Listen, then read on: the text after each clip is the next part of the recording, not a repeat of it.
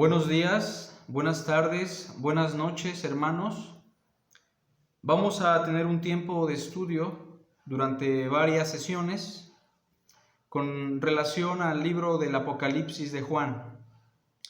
He estado pensando en qué libro podemos estudiar como iglesia y pensando en que estamos pasando por tiempos difíciles, en donde muchos de nuestros hermanos están pasando por prueba. Sabemos que algunos han perdido su trabajo, algunos incluso han pasado por experiencias un poco dolorosas en relación al virus del COVID-19. Y entonces, pensando en ello, he decidido que vamos a estudiar dos libros para poder ser edificados y ser consolados en referencia a la situación tan complicada que estamos viviendo. Sin embargo, debo mencionar que no estamos padeciendo como los cristianos y los hombres que se mencionan en los documentos que vamos a estudiar. Bueno, el primer documento que vamos a empezar a estudiar los domingos va a ser Daniel, un libro que aparece en el Antiguo Testamento y donde precisamente el pueblo de Dios se encontraba en tiempos complicados, donde había persecución, donde había carencias y donde la fe estaba menguando. El otro libro que vamos a empezar a estudiar entre semana va a ser el libro del Apocalipsis. Y precisamente el día de hoy vamos a tener una introducción para explicar los aspectos generales que nos van a ayudar y que van a fungir como plataforma para que tengamos más claro lo que quiso transmitirnos el autor de este documento tan importante. Bueno, el libro de Apocalipsis, yo sé que para muchas personas a lo largo de la historia del cristianismo ha sido un documento escabroso, un libro oscuro. Incluso algunos predicadores importantes como Martín Lutero llegaron a decir que este libro no tenía nada importante para el pueblo de Dios y en su momento lo desmembraron del canon y ya con mucha insistencia años después lo volvieron a incluir. Esto con referencia a los luteranos, o al menos a Martín Lutero, pero creo que esta actitud extremista, por el no estar contextualizados con el lenguaje del libro y su contexto, ha provocado que muchos hermanos también a la fecha, sean maestros, predicadores o miembros simplemente de una congregación, tengan temor al no querer estudiar y conocer las verdades que nos revela el libro del Apocalipsis. Entonces la finalidad es ambigua. Por una parte, que saquemos de nuestra mente la idea de que el libro del Apocalipsis es imposible de entender y que no tiene ningún beneficio para nosotros. Y la otra finalidad es que como iglesia local tengamos en cuenta que lo que estamos viviendo no es comparable en ninguna manera con la gran persecución que estaban experimentando los cristianos de Asia Menor y con las situaciones trágicas que ellos tuvieron que vivir en su momento. Pero también es importante mencionar que el consuelo que Dios les dio a través de este documento apocalíptico también va a ser para nosotros un consuelo en medio de la situación trágica que estamos viviendo en nuestro mundo. Y vuelvo a reiterar, hermanos, lo que estamos viviendo hoy día no se compara en nada con lo que vivieron muchos cristianos a lo largo de la historia de la redención, sobre todo los cristianos de Asia Menor, y también en referencia al pueblo de Dios en el Antiguo Testamento cuando se escribe el libro de Daniel. Bueno, entonces el libro de Daniel lo vamos a estar estudiando los días domingo. Básicamente va a ser una predicación, no un estudio. Cuando leamos Daniel vamos a buscar ser expositivos en la predicación, pero el libro de Apocalipsis sí lo vamos a estar estudiando verso a verso, y yo por eso les voy a pedir que me manden preguntas al WhatsApp. Quien no tenga el WhatsApp y no sea de nuestra iglesia, pues puede mandar las preguntas en los comentarios del video. Y bueno, les animo, hermanos, a que día tras día estén leyendo este documento y estén leyendo los libros del Antiguo Testamento. Más adelante voy a explicar el porqué de esta petición, pero si no lo hacen, va a ser complicado que ustedes tengan una estrecha relación con lo que vamos a estudiar. Por eso les animo a que lean el libro de Apocalipsis constantemente y empiecen a leer desde el Génesis hasta Malaquías, con detenimiento, con calma. Hay cosas que no van a entender al momento, pero no importa, ustedes sigan leyendo y les aseguro que esto les va a amplificar su panorama de lo que vamos a estudiar en el libro del Apocalipsis. Bueno, el día de hoy vamos a hablar al menos de 3 cosas. Primero vamos a hablar de el género literario del Apocalipsis. ¿Cuál es la naturaleza literaria de este documento? Ustedes convencionalmente han escuchado que en la Biblia tenemos una gran biblioteca o un conjunto de libros que conforman las Sagradas Escrituras, tanto judías como cristianas, tanto en el Antiguo Testamento como en el Nuevo Testamento. Pero no todos los libros que tenemos en la Biblia pertenecen al mismo género literario.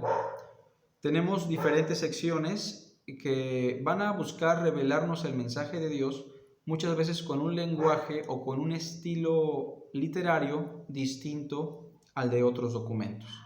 Por ejemplo, cuando nosotros estudiamos el libro de Proverbios, los Salmos, el libro de Job, Cantares, Eclesiastés, nosotros estamos ante documentos de carácter poético y entonces debemos remontarnos a la poesía de los hebreos, porque esto nos va a ayudar a entender el significado de la poesía que se manifiesta en estos libros.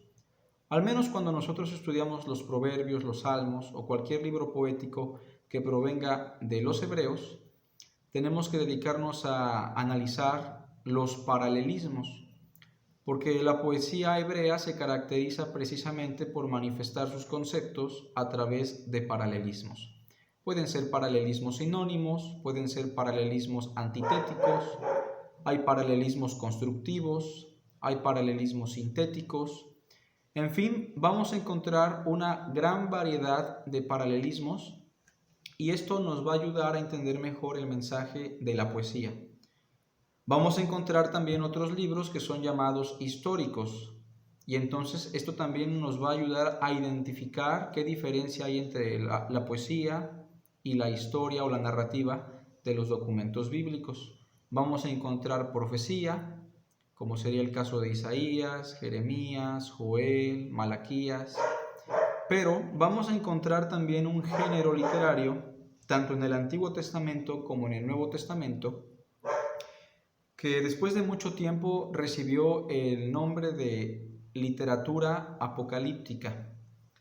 La literatura apocalíptica es un género poco conocido o poco estudiado en los círculos cristianos y creo que ahí está la raíz del por qué muchas veces no entendemos algunos pasajes del Apocalipsis, el libro de Daniel, algunos pasajes de Ezequiel, Zacarías, y es porque precisamente estos libros que acabo de mencionar tienen rasgos de este género literario al cual se le conoce como la apocalíptica. Bueno, el libro de Juan o el documento de Juan es un documento apocalíptico epistolar. Es decir, el Apocalipsis de Juan conjuga 2 géneros literarios. En primer lugar, tenemos que decir que sí es una epístola, porque es una carta que Juan escribe a las 7 iglesias de Asia Menor. Pero por otra parte, el documento de Juan, este Apocalipsis, tiene rasgos de ser un documento apocalíptico. Y entonces vamos a tratar de explicar primero qué es el género apocalíptico y creo que de ahí ustedes pueden sacar conclusiones que les van a ayudar a entender mejor este libro. Bueno, ¿cuál es el origen de la literatura apocalíptica? La literatura apocalíptica no se conocía en el pueblo israelita, sino hasta que llegan los griegos, unos 150 años antes de Cristo, y cuando los griegos llegan a subyugar a los pueblos de Medio Oriente, en este caso al pueblo de Israel, una de las técnicas de los griegos era helenizar a todos sus pueblos conquistados. ¿Qué es la helenización?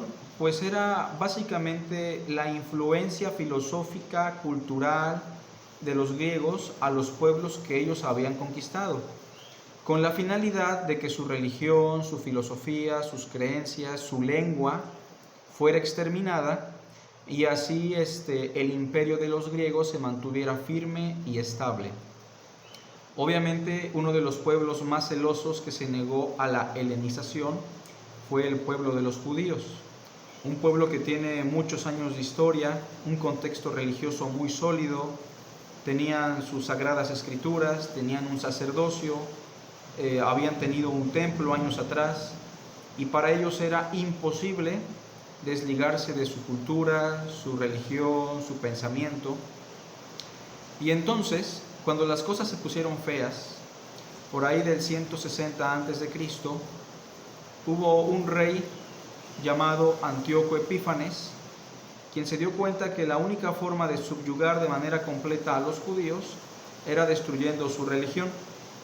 En consecuencia, Antíoco Epífanes lo que va a hacer es profanar el templo de Jerusalén, va a colocar animales inmundos y los va a sacrificar en honor muy probablemente de Zeus. Bueno, esto va a provocar que los judíos se vean desanimados, que los judíos estén desalentados, tristes, acongojados, y aunado a eso, en esa época ya Dios había dejado de hablarle a su pueblo. Había muy pocos profetas, si no me equivoco ya ninguno, y lo único que los judíos tenían como recurso para escuchar el mensaje de Dios pues eran las sinagogas que ya se estaban desarrollando en esa época. Y uno de los recursos que los sabios del pueblo tomaron para infundir paz, consuelo y aliento a este pueblo que estaba sufriendo, pues fue redactar una serie de documentos con nombres pseudoepigráficos. ¿Qué significa esto? Con nombres falsos. Por ejemplo, tomaban el nombre de Enoc, el nombre de Moisés, el nombre de Abraham, el nombre de Esdras, y redactaban escritos a los cuales le atribuían nombres como los que acabo de mencionar, con la finalidad de que el pueblo tuviera curiosidad por leerlos. Obviamente estos libros no eran inspirados por Dios, pero tenían de alguna manera un mensaje de consuelo, en donde Dios al final de los tiempos iba a derrotar a los pueblos enemigos, obviamente en referencia a los griegos, en referencia a los romanos, y iba a colocar a los israelitas como la acrópolis del mundo, y ahora Israel, ahora el pueblo de Dios, iba a mantener subyugados a todos sus enemigos. Muchos de estos libros también manifiestan la espera de un Mesías, y es entonces que se empieza a desarrollar una serie de documentos en un lapso de 300 años, 150 antes de Cristo aproximadamente hasta 150 después de Cristo. Esta es una aproximación nada más.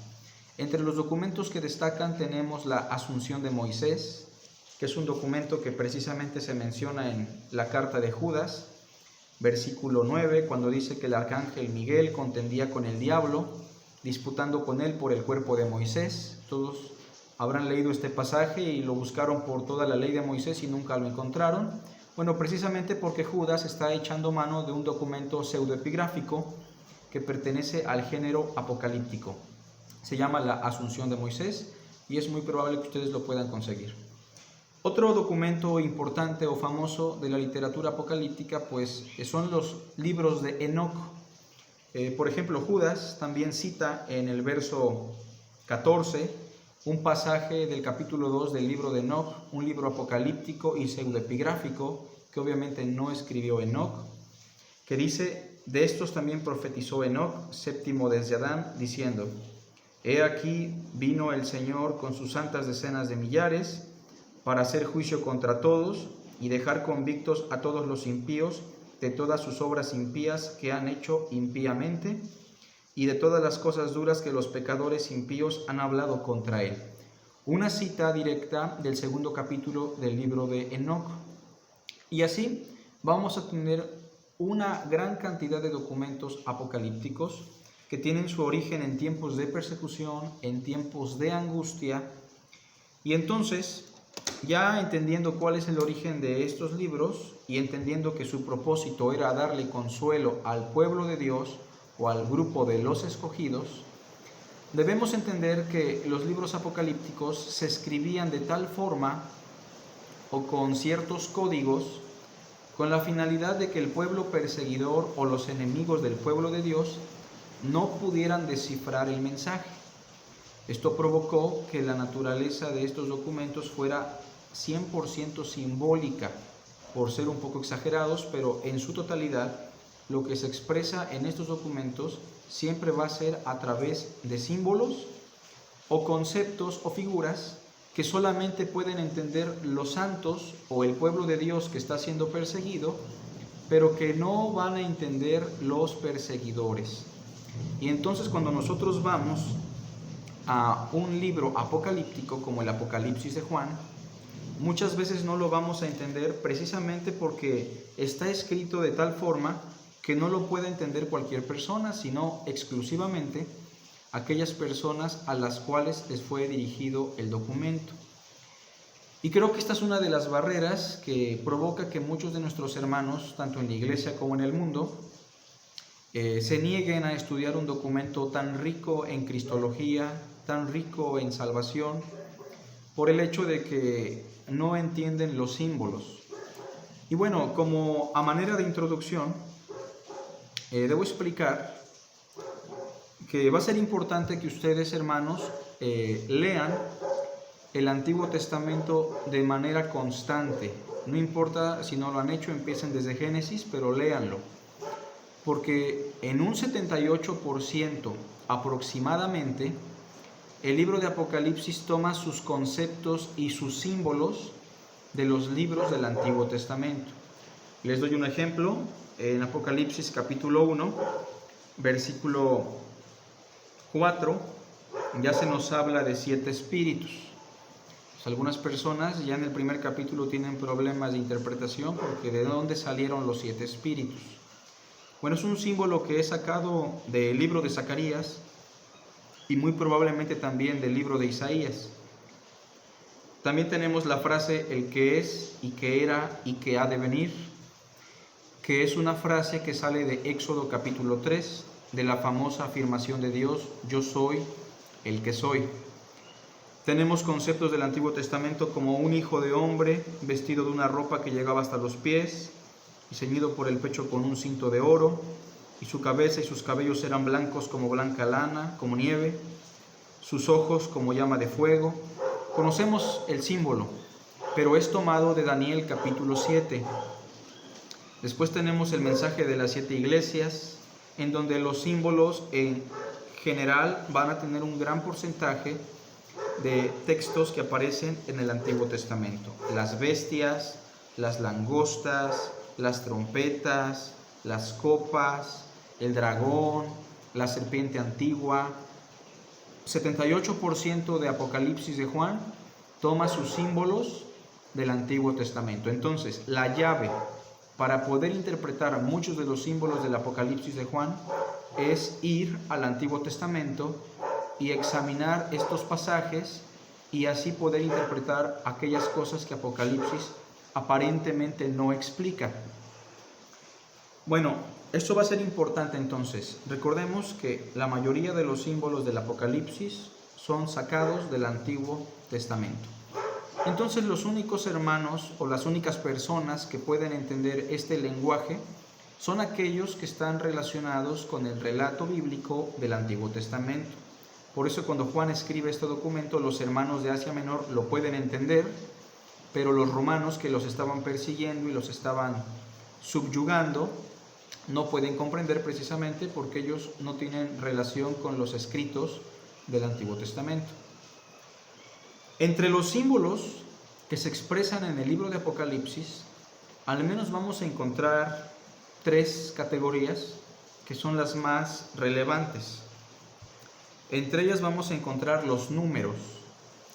Es interesante cómo el libro de Apocalipsis usa constantemente los números para transmitir sus conceptos.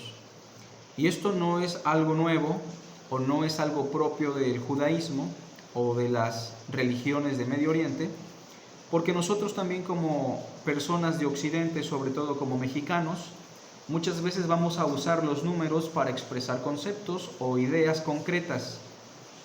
Por ejemplo, a veces nos dicen ¿cómo te fue? Y uno responde con un número 2 que 3. O a veces para decir que ya captamos una idea decimos ya me cayó el 20.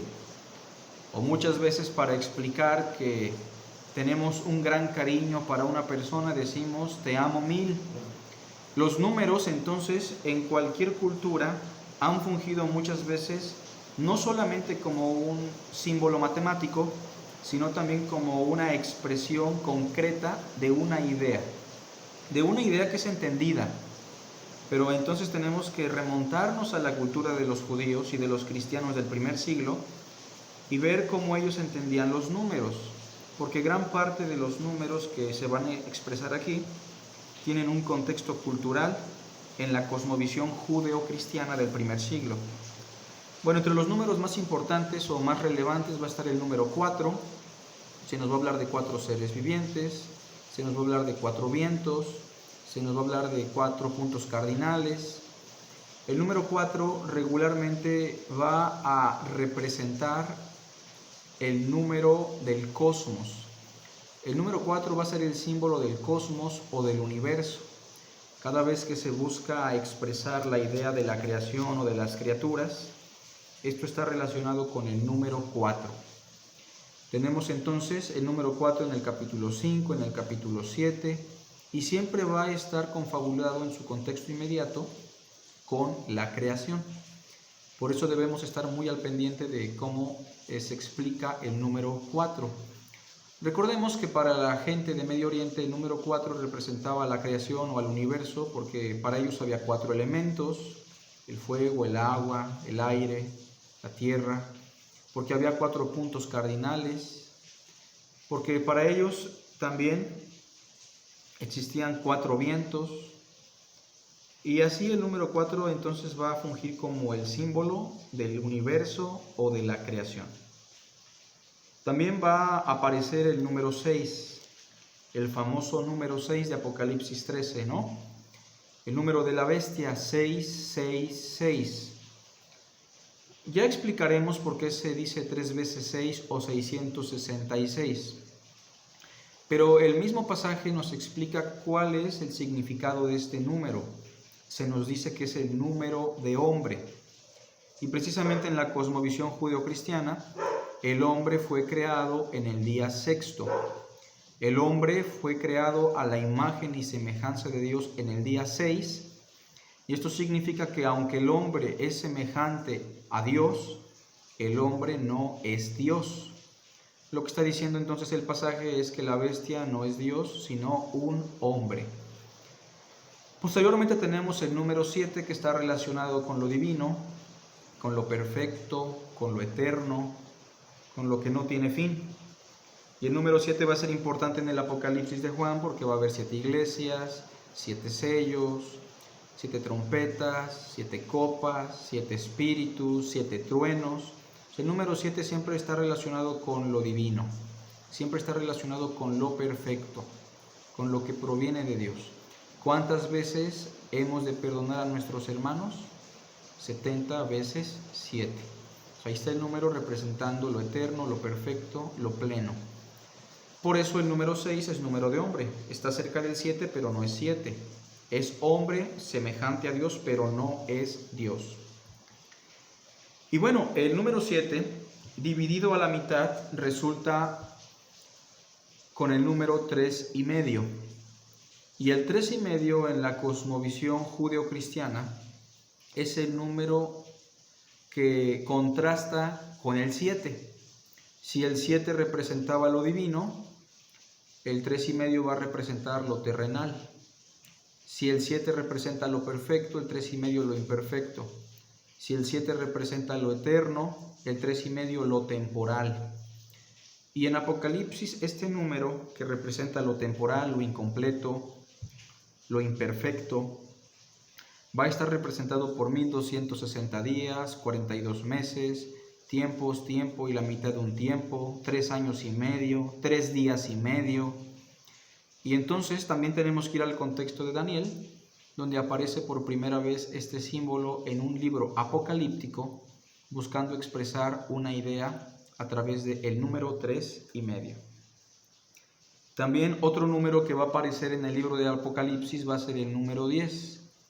En Apocalipsis 17 se nos habla de 10 reyes que tienen un mismo propósito: apoyar los decretos y el trabajo de la bestia. En el número 10, en la mentalidad judeocristiana o en la mentalidad de Medio Oriente, representaba lo completo. Lo completo porque cuando existían guerras en aquellos días y la lucha era de cuerpo a cuerpo, la mayoría de los hombres que iban a la guerra regresaban sin un dedo, una mano, un pie, y entonces aquel hombre que tuviera sus 10 dedos era un hombre completo. Esta idea cultural empezó a desarrollarse bastante. Con el tiempo el número 10 empezó a expresar lo completo, lo pleno. Y de hecho trasciende hasta nuestra cultura, porque cuando nosotros tenemos una calificación plena sacamos 10, una calificación completa. Bueno, el número 10 va a ser la base en la cosmovisión judeocristiana del número 1000, que precisamente aparece en Apocalipsis 20 cuando se hablan de los 1000 años. Si el número 10 representa lo completo, el número 1000, que es un número que tiene su base en el 10, va a representar lo completo, pero en un grado indefinido. Es decir, es un tiempo completo, ya predeterminado, pero que no sabemos cuándo va a llegar a su plenitud. Y se va a hablar de 144,000, se va a hablar de 7,000 hombres muertos, se va a hablar de 1000 años, y tenemos que poner mucha atención y recordar el cómo entendían los judeocristianos del primer siglo la expresión del número 10. También tenemos el número 12, que es un número simbólico en Apocalipsis. Es el número de los redimidos. En la cultura de Medio Oriente, regularmente el 12 era el número que representaba las religiones bien organizadas o el grupo de religiosos. Pero en Apocalipsis busca representar a los redimidos. Entonces, cuando se habla de la Nueva Jerusalén, de esta ciudad gloriosa, se nos dice que tiene 12 puertas, 12 columnas, 12 piedras preciosas. Simplemente está expresando con esto que es la ciudad de los redimidos. También se nos va a hablar de 24 ancianos, que por el capítulo 5 sabemos que son redimidos, porque ellos mismos dicen: porque nos has redimido de todo pueblo, tribu, lengua y nación. Entonces no pueden ser 24 porque hay mucho más naciones que 24. Es un símbolo nada más, que tiene su base en el 12, 12 más 12, 24. Y es muy probable que a la luz del contexto del Apocalipsis esté representando a redimidos judíos como a redimidos gentiles, 12 y 12, que en conjunto representan el real sacerdocio de Cristo. El número 12 también se va a utilizar como la base del 144,000, que en el estudio que vamos a tener más adelante nos daremos cuenta que el 144,000, que tiene su base en el 12, el símbolo de los redimidos, simplemente nos está hablando de redimidos judíos, que no sabemos cuántos serán, pero que ya son escogidos por Dios desde antes de la fundación del mundo, que están siendo salvos, pero en un grado indefinido. ¿Por qué? Porque no sabemos cuántos son, pero todo ese grupo llegará a la salvación. Bueno, este grupo de redimidos está representado por el número 144,000, que tiene su base en el 12. Y entonces, hermanos, tenemos ya aquí una explicación breve de cómo se deben entender los números en el Apocalipsis de Juan. Es una de las cosas que a mí me ha ayudado bastante. Yo les animo a que lo chequen, que no se queden con lo que yo les estoy diciendo, que investiguen en otros documentos históricos, sobre todo apocalípticos, del pueblo judío, y les va a ayudar muchísimo a poder darse cuenta cómo los números sí tienen una relevancia que trasciende a lo matemático. Bueno, otros símbolos que se ocupan en el Apocalipsis son los colores. Los colores aparecen constantemente: el púrpura, el escarlata. Por ejemplo, cuando se nos habla de los 4 jinetes de los sellos, se nos dice que el primero era blanco. Versículo 2 del capítulo 6 dice: y miré, y he aquí un caballo blanco, y el que lo montaba tenía un arco, y le fue dada una corona, y salió venciendo para vencer. El color blanco tiene una relevancia, un significado que en el mismo versículo 2 explica. El hecho de que tenga un arco, el hecho de que tenga una corona y de que haya salido para vencer, está indicándonos que el color blanco está representando la victoria. ¿La victoria de qué o la victoria de quién? En su momento ya lo estudiaremos, pero está representando la victoria. El segundo sello se abre y en el versículo 4 sale un caballo bermejo, un caballo rojo, y al que lo montaba le fue dado poder de quitar de la tierra la paz y que se matasen unos a otros, y se le dio una gran espada. Entonces el color rojo, por el contexto del verso, es un símbolo de la guerra, es un símbolo de todo lo contrario a la paz. Después viene el caballo negro, que tiene una balanza en la mano y se dice que los alimentos están muy caros. Indudablemente el color negro de este jinete, de este caballo, está simbolizando la carencia, la escasez. Entonces vean cómo cada una de estas cosas se relacionan entre sí. Viene la victoria, probablemente del Imperio Romano, que para nada es buena. Llega con esto la guerra trae la carencia, y el cuarto sello está representado por el color amarillo. Dice que el que lo montaba tenía por nombre muerte, y el Hades le seguía, y le fue dada potestad sobre la cuarta parte de la tierra. Cuarta parte, recuerden, el número del cosmos, de la creación, para matar con espada, con hambre, con mortandad y con las fieras de la tierra. Entonces aquí se está representando con este color amarillo la muerte en todas sus expresiones. Y no solamente en la cuarta parte de la tierra. Recuerden que este símbolo numérico, que no solamente va a ser el 4, sino también una fracción, nos está indicando que en todo el mundo la muerte se está propagando. Pero ya llegaremos a esto. Solamente quería mostrarles cómo sí los colores van a tener relevancia. El rojo, el púrpura, el escarlata, el negro, el amarillo.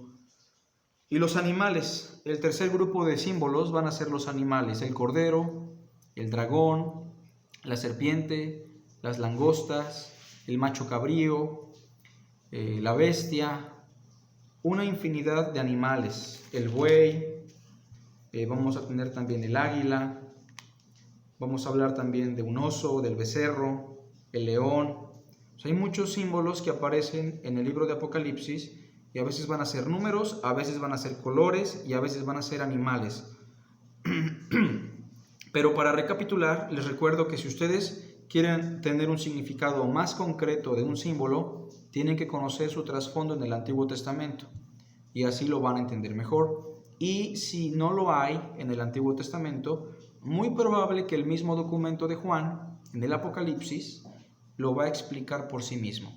No tenemos entonces que comprarnos un comentario al Apocalipsis, porque el libro por sí solo se va a dar a explicar si tenemos ya en cuenta estas bases. Bueno, ya hablamos un poquito del género literario del Apocalipsis de Juan. Ya expliqué cómo se originó, cuál fue su propósito y los símbolos, cómo es que se expresan en este documento, ¿no? Vamos a hablar en segundo lugar del marco histórico. Hay una escuela de interpretación conocida como el idealismo. El idealismo, dentro de todas sus virtudes, desde mi punto de vista, tiene una carencia. ¿Cuál es la carencia del idealismo? Su carencia radica en no colocar los símbolos o los conceptos de los pasajes apocalípticos de Juan en un marco histórico. Un ejemplo de ello era lo que comentaba un predicador de interpretación idealista, que decía que la bestia en sí eres tú cuando te revelas a Cristo, es el gobierno cuando se revela a Cristo. En este sentido, la bestia, para esta interpretación, sobre todo la de este predicador, podía ser cualquier sistema, cualquier persona que se rebelara en contra de Dios. Bueno, esto de alguna manera no está mal, porque todo aquel que se rebela ante Dios es un anticristo. Todo aquel que predica otro evangelio es un anticristo. Pero creo que el pasaje de la bestia de Apocalipsis 13 tiene un marco histórico que debemos respetar. Y claro, va a tener sus implicaciones para nosotros, pero aunque no fue escrito para nosotros, podemos nosotros sacar riqueza de un pasaje que tuvo un marco histórico importante. Pero hay otra escuela de interpretación que se conoce como el historicismo. La escuela historicista lo que busca es situar cada pasaje del Apocalipsis en un evento histórico. Y esto también va a ser peligroso, porque algunas personas incluso se atreven a hablar de años posteriores al documento del Apocalipsis de Juan, y van a citar la Reforma Protestante, la Revolución Industrial, el Medioevo, la época del Barroco, y algunos más exagerados incluso van a hablar de la Unión Europea, cosas que ya están fuera del marco histórico. Bueno, así como estudiamos cualquier otro libro, Romanos, Gálatas, Colosenses, Isaías, y nos ajustamos al marco histórico, a las circunstancias primarias y a la audiencia primaria a la cual se le escribió el documento, así también nosotros tenemos que irnos a ese sistema en el Apocalipsis de Juan. Porque es mi punto de vista personal que cuando nosotros estemos más cerca del marco histórico de este libro y de su primera audiencia, vamos a poder entender mejor el significado del mismo. En otras palabras, la mejor interpretación es aquella que busca encontrar qué entendieron los primeros oyentes y qué es lo que quiso transmitir el autor del documento. Bueno, entonces vamos a hablar del marco histórico. El marco histórico del Apocalipsis se puede situar en una de dos opciones. El cristianismo aquí está dividido en dos opiniones. Cuando nosotros leemos el libro de Apocalipsis, no podemos negar que en él se está manifestando una persecución en contra del pueblo de Cristo. Una persecución que ha trascendido a tal grado que se está hablando de muerte y de cristianos asesinados. Entonces, una de las cosas que se considera a la hora de fechar aproximadamente el cuándo se escribe este documento es analizar cuáles fueron las persecuciones de la era apostólica. Y bueno, cuando nosotros hacemos un conteo de las persecuciones en la era apostólica, vamos a pensar en dos al menos. En la década de los 60 se levanta el emperador Nerón, quien era un psicópata y un hombre despiadado, quien en sus anhelos de querer reedificar Roma con más gloria para su propio honor, y al verse interrumpido por el Senado, que no se lo permite, la va a mandar a quemar, y para salir libre de ese crimen va a culpar a los cristianos. Entonces, por ahí de la década de los 60 se provoca una persecución en contra del cristianismo comandada por el emperador Nerón. Durante muchos días cristianos fueron quemados en postes en toda la ciudad de Roma, y oficialmente había una persecución en contra del pueblo de Cristo. Esto fue en la década de los 60, antes de que el templo de Jerusalén fuera destruido, y entonces muchos cristianos, no pocos, están muy de acuerdo en que la persecución que se relata en el Apocalipsis de Juan se dio en tiempos de Nerón. Incluso el Imperio Romano en la época de Nerón era apodado como la bestia. Bueno, pero esta es una interpretación que tiene sus carencias. ¿Por qué? Porque cuando nosotros leemos el relato del Apocalipsis, en primer lugar, este documento no está dirigido a los cristianos de Roma. Y debo mencionar que la persecución de Nerón fue a nivel local. Fue en contra de cristianos que vivían en la ciudad de Roma. Nunca encontramos escritos históricos en donde la persecución de Nerón se haya llevado a un nivel imperial. Entonces no tiene coherencia, en primer lugar, que haya sido en tiempos de Nerón.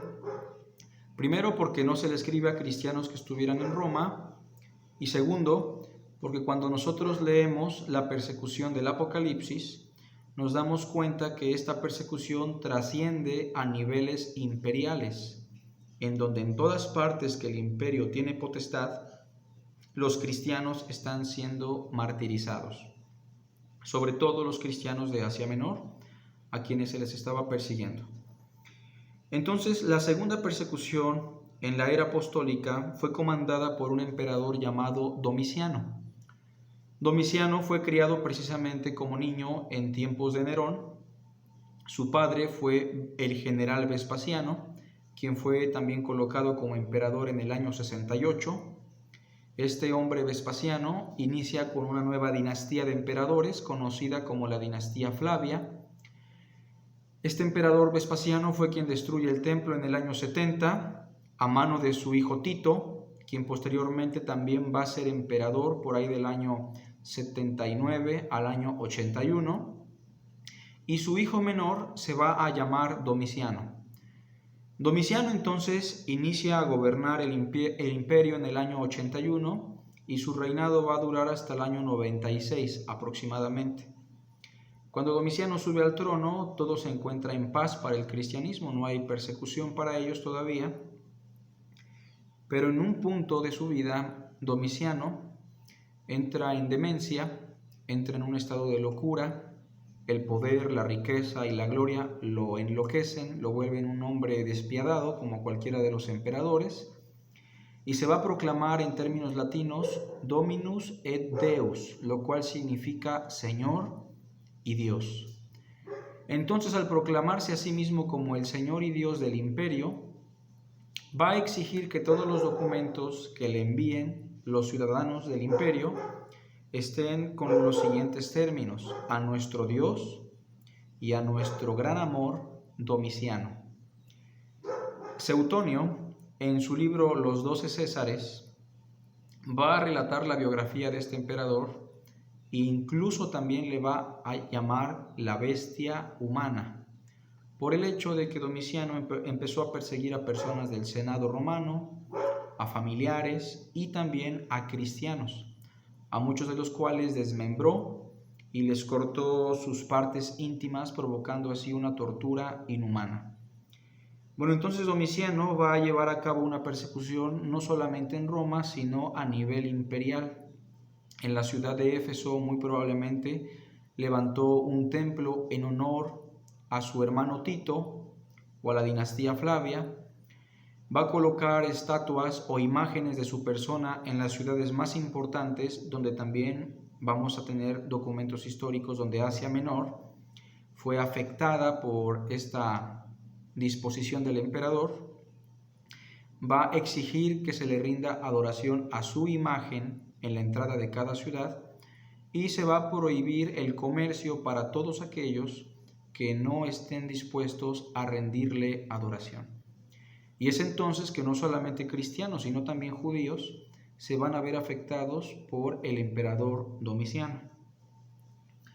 Y entonces el Apocalipsis, en un número mayoritario de eruditos, consideramos que fue escrito o redactado en la década de los 90, aproximadamente por el año 95-96, cuando Domiciano llegó al extremo de su locura, colocándose a sí mismo como Dios y Señor del universo. También lo decimos porque en Apocalipsis 17 se da una lista de los emperadores de Roma para que tengamos una idea de quién es la bestia. Apocalipsis 17, verso 8 dice: la bestia que has visto era y no es. Esta frase era y no es una frase contraria a la frase que aparece en relación a Cristo: el que es, el que era y el que ha de venir. Esta frase evidentemente nos está dictando que Cristo es divino, que Cristo es eterno, que Cristo es perfecto.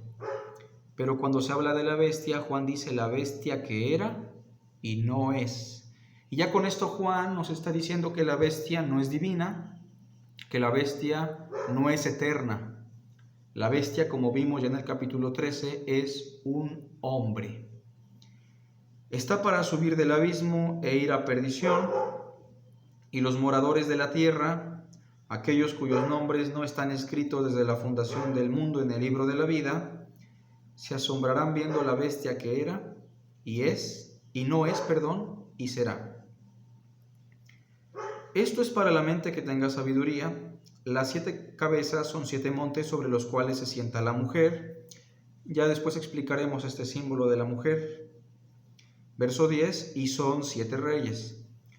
Las 7 montañas que se mencionan en el capítulo 17 tienen un doble simbolismo. Primero, simbolizan 7 montañas. Estas 7 cabezas simbolizan 7 montañas y también el verso 10 nos dice que simbolizan a 7 reyes. Entonces, en este capítulo se nos empieza a dar una lista de los reyes del imperio para que tengamos una idea de quién es la bestia. Entonces se mencionan primero a 7 reyes y en el versículo 11 del capítulo 17 se nos dice: la bestia que era y no es también el octavo. Y ya con esto se nos está diciendo directamente quién es la bestia. En la concepción de Juan se nos dice que es el número 8. Cuando nosotros hacemos un conteo de los emperadores de Roma, estrictamente hablando, el primer emperador fue Octavio Augusto, que precisamente se menciona en Lucas cuando nace Jesús de Nazaret y Juan el Bautista. El segundo emperador es Tiberio, que aparece en Lucas capítulo 3 y también es mencionado en tiempos de la niñez de Jesús. Después tenemos en tercer lugar a Calígula, en cuarto lugar tenemos a Claudio, número 5 tenemos a Nerón. Cuando muere Nerón, algunos hombres quisieron tomar el imperio, quisieron tomar el trono del imperio romano, entre los cuales estuvo Otón, Galba, Vitelio. Pero estos 3 hombres no son considerados como emperadores por el apóstol Juan y por muchos historiadores tampoco. Entonces del número 5, que es Nerón, tenemos que ir al emperador que sí iba a durar en el trono, el cual se llamó Vespasiano. Él es el número 6. Su hijo Tito, que dura poco tiempo, 2 años, es el número 7. Y el emperador número 8 sería precisamente Domiciano, quien en la concepción de Juan es la bestia y quien está propagando adoración a su persona en contra de la voluntad de Cristo. Entonces, ese es el marco histórico en el cual se desarrolla el Apocalipsis de Juan. Un tiempo de persecución, un tiempo donde no se podían congregar, un tiempo donde no podían predicar, un tiempo en donde el mismo Juan está siendo exiliado a la isla de Patmos por causa del testimonio de Cristo. Entonces ya nos damos cuenta que para nada se compara a lo que nosotros estamos viviendo, pero tiene implicaciones que nos pueden ayudar a nosotros a entender cómo vamos a actuar en tiempos difíciles. Ese es el marco histórico del libro del Apocalipsis. Y bueno, para terminar, voy a mencionar un poquito sobre el autor. ¿Quién escribe el libro del Apocalipsis? Bueno, la mayoría de los cristianos estarían muy de acuerdo que lo escribe el apóstol Juan.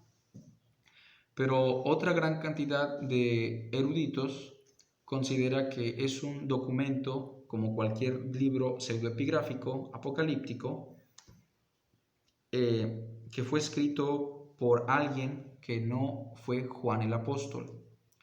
Más bien se está usando el nombre del apóstol Juan o de Juan, porque ni siquiera dice que sea apóstol, por el hecho de que esto va a tener relevancia para los cristianos de Asia Menor y así ellos lo van a escuchar con más atención y con más cosquilla. Algunos otros eruditos consideran que este documento fue escrito por una escuela de discípulos del apóstol Juan. Puede ser. Sea como sea, todas las escuelas están de acuerdo que este documento es un documento inspirado por Dios. Lo haya escrito el apóstol Juan, lo haya escrito alguna otra persona o una escuela de discípulos de Juan, todos estamos muy de acuerdo que este libro tiene un mensaje cristocéntrico, es inspirado por el Espíritu de Dios y tiene una ortodoxia cristiana que trasciende a lo normal. Es un documento divino. Yo personalmente creo que este libro sí lo escribe el apóstol Juan, porque como dije, este es un documento apocalíptico, pero trasciende a los documentos apocalípticos por el hecho de ser inspirado por Dios. Bueno, uno de los argumentos que se usa para decir que este libro no lo escribió el apóstol Juan es el hecho de que Juan, en sus otros libros como el Evangelio y las cartas, nunca usa su nombre para referirse a sí mismo. Y en el Apocalipsis siempre está diciendo yo Juan, el hermano Juan, su siervo Juan. Y esto parece un tanto extraño, ya que Juan nunca usa su nombre en otros documentos. Entonces, ¿por qué sí lo está usando aquí? Esto entonces apoyaría la idea de que es un libro pseudoepigráfico y de que se está buscando enfatizar a Juan para que la gente le tenga atención y mucho interés. Otra de las cosas que se usa como argumento para decir que es un libro pseudoepigráfico, no escrito por el apóstol Juan, es mencionar el hecho de que la gramática es una gramática judía, pero con escritura griega. Es decir, se están usando palabras griegas, se está usando el alfabeto griego, se está usando el idioma de los griegos, pero la persona que está escribiendo esto está usando una gramática horrenda. Pareciera que está queriendo plasmar sus ideas en hebreo, pero con la escritura de los griegos. Es como si yo quisiera expresar mi pensamiento en español, pero usando la escritura del inglés. Si yo no conozco bien el inglés, evidentemente mi escritura en inglés va a manifestar la carencia que yo tengo del idioma. Pero lo que sí podemos notar en este escrito es que fue un judío el que lo redactó, porque está escribiendo con una gramática hebrea y utilizando una escritura griega. Pero cuando nosotros vamos al Evangelio del apóstol Juan y a sus cartas, nos vamos a dar cuenta que hay una estructura sintáctica y gramatical perfecta. Pareciera que es un erudito versado en el griego el que ha escrito el Evangelio y las cartas de Juan. No puede ser evidentemente el mismo, porque el que escribe el Apocalipsis de Juan lo escribe con una gramática horrenda, una gramática terrible que no respeta ni las reglas ni la naturaleza del lenguaje de los griegos. Entonces, como yo sí considero que el apóstol Juan escribe el Apocalipsis, tengo una teoría de cómo pudo ocurrir esto, que para muchos es un acto evidente de que no fue el apóstol Juan. Bueno, recordemos que cuando el apóstol Pablo escribe sus cartas, y el apóstol Pedro, por ejemplo, muchas veces ellos echaron mano de amanuenses. ¿Qué es un amanuense? Es una persona a la cual uno le podía pagar para que él fuera escribiendo lo que uno le dictaba. Y de esta manera se escribieron muchas de las epístolas como Romanos, en la primera carta de Pedro. Y es muy probable que cuando Juan estaba libre y redacta el Evangelio y las 3 cartas universales, lo que busca Juan es a un amanuense versado en el griego para que este amanuense pueda redactar con detalle el pensamiento de Juan. Y es por eso que cuando Juan está libre tiene esta disposición, esta libertad para echar manos de los servicios de un amanuense. Pero recordemos que Juan y Pedro son descritos en el libro de los Hechos como personas sin letras y del vulgo. Por eso es probable que Juan haya usado un amanuense cuando estaba libre. Pero ahora, estando exiliado, estando como prisionero en la isla de Patmos y no teniendo el recurso para echar mano de un amanuense, Juan se ve obligado a escribir el Apocalipsis con sus carencias, con su mala gramática, con su pensamiento hebreo, pero con escritura griega. Y aún con todo y estas carencias, él está escribiendo una revelación inspirada por Dios. Entonces, el hecho de que haya una falta de gramática, desde mi punto de vista, apoya más el hecho de que es un hombre del vulgo y sin letras el que ha escrito esto, y concuerda mucho con la descripción del libro de los Hechos, de que el apóstol Juan era un hombre del vulgo y sin letras. Entonces, evidentemente, él está relatando visiones que provienen de Dios e influenciado por el Espíritu Santo, ha escrito un documento a las iglesias de Asia Menor que tienen implicaciones para nosotros. Entonces, hermanos, esto sería como una breve introducción del Apocalipsis de Juan, que a mi parecer nos puede ayudar a adentrarnos más a lo que vamos a estudiar la próxima semana. Que Dios les bendiga y por favor, si alguien tiene alguna pregunta, mándelo por favor a los comentarios o a mi WhatsApp. Les voy a dar mi número para quienes no lo tengan porque acabo de cambiar. Es el 2284-03-2888. Que Dios les bendiga. Saludos, hermanos, y nos vemos entonces la próxima semana.